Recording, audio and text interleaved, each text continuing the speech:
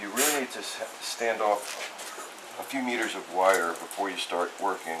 Otherwise you're going to bruise the wire. So I'm going to just right away let out a fairly good amount like so.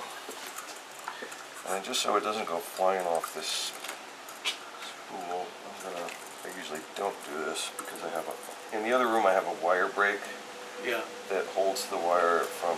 We use brakes to on our steel wire. But since I don't have that here, I'm just going to do that and it'll keep it from going through.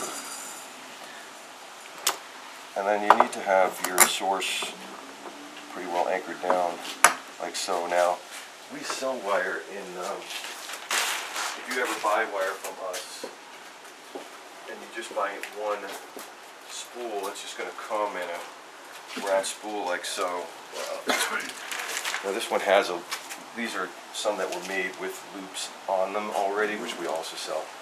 But you should definitely know how to make that loop, because there's enough wire in there to make 5 or 6 strings, but there's only one loop because you can only make the loops one at a time. Right. So if you just use that and throw it away, you're throwing away all your product. And at any rate, you need to know how to make the loop. Let me just grab a tuning hammer here. I try to keep my wire at a 90-degree angle, and my hammer is bisecting that. If I talk into it, I get one warm up because I'm... Beautiful. Sure. I was going to say, can you start over and we'll get it on video from the beginning now? Okay, explain it again. You can probably bite that. Yeah, I do. Yeah. Feel free if you want. So you want to make a 90-degree angle with the wire, but you want your tuning hammer to bisect that 90-degree angle, the handle. Does that make sense? Everybody see that? Yeah. And if you have equal tension, then all you have to do is twist, and it will automatically, come out right, and then let some of that tension out, and now put your whip at the end. Now I will tell you, this is still not as pretty as I would like it to be, so I'm going to do another one.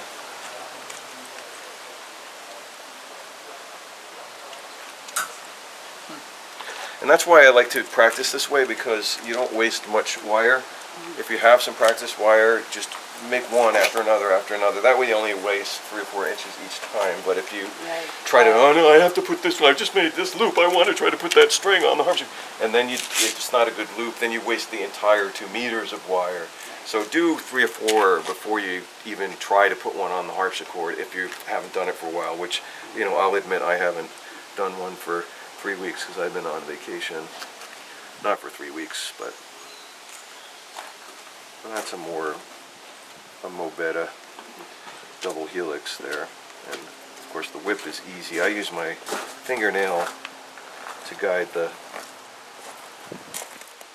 then breaking off the end is just like twisting a crank on a trailer or something. Alright, and then to break it off, I just form it into a loop like that and pull. And my loop just went off that way. So He's going to put it online for us all. some people like to really have a tighter double helix, so that involves more tension. So, oops. That's not a very pretty one. Put a whip on the end. You call that a whip? Yeah. I borrowed that from knot tying terminology. So that's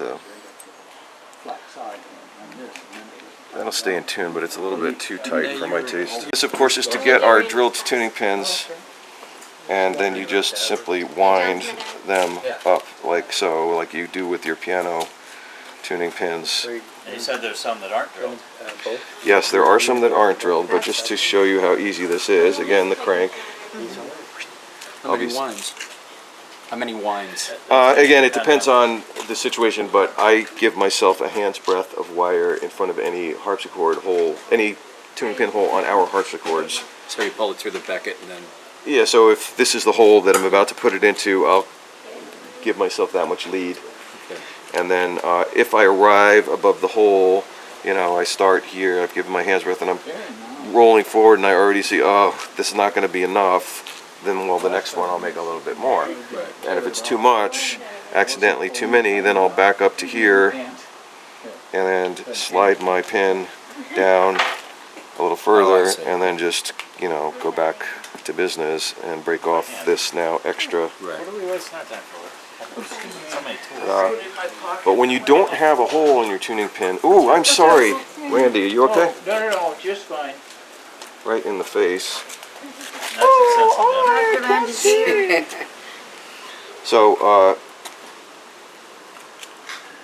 if there were no hole here, the business is to get this straight wire, the wire that is now on top of and parallel to the pin, to be trapped beneath the coils that need to come next.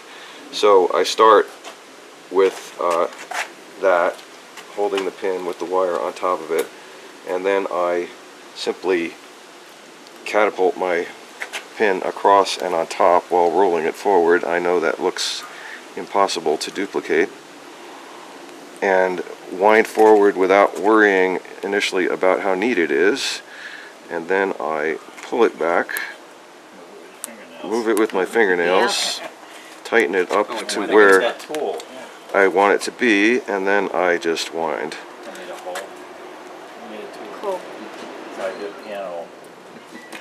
Now there's another way that I can show you to do this that's even easier than that, but and then again I just break off my excess bit, and you know, anybody who wants to pull on this can see that there's no way. Does anybody have a tuning hammer in their hand? If you don't believe me, go ahead and pluck that wire. You should, you know, I mean, that is not slipping. Wow. And it did not go